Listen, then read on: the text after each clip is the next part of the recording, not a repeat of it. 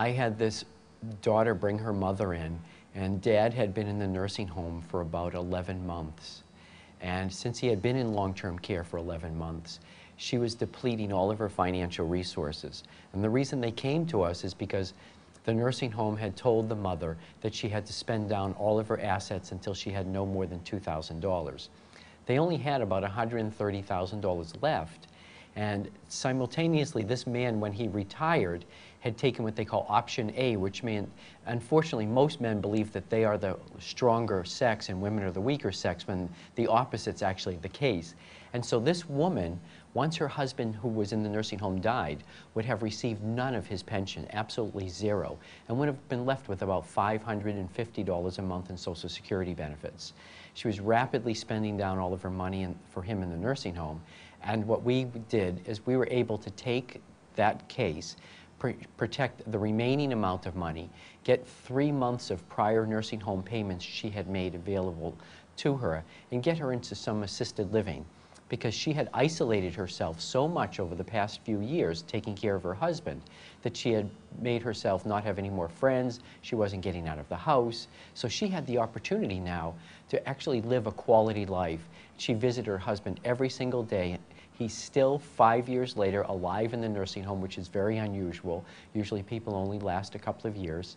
And she's very happy. She's done lots. She's been my best PR person, as a matter of fact, because she goes out and tells so many people how he saved her life savings and kept her from being pushed into poverty. Our three biggest fears that we hear from families are when you have a husband and wife and they've been together for all of these years, their big concern is something bad is going to happen and they're going to be separated, that they won't be able to live out the rest of their lives together because they've become best of friends. You know, we look at marriage and we look at the course of our lives, and we see that these people who we are attracted to as we're younger, what keeps us together as we get older is they become best of friends. They've shared so much of their life together. And now the fear of separation is very horrible, and unfortunately, based upon many of the laws we have in the United States, that fear is a real fear. So that is the primary fear we see, that fear of separation. The second fear is that a person will be forced to go into a long-term care residence or a nursing home. Because as everyone recognizes, nursing homes are very stretched financially. The level of care there is probably not what it should be, and there's a lot of isolation and depression and regimentation.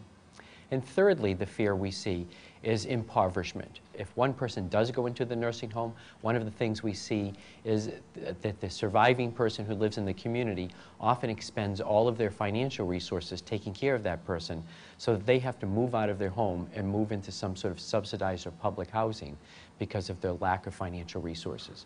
But the fear of being separated is probably the greatest fear we see. The most rewarding thing I find about being an elder law attorney is truly helping the people in need. I'm a member of the National Academy of Elder Law Attorneys, and we get together for several conferences a year.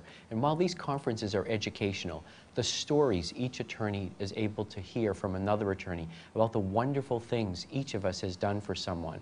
And it's amazing. I've never gone to a conference without learning 10 or 15 new things that someone has done to help someone.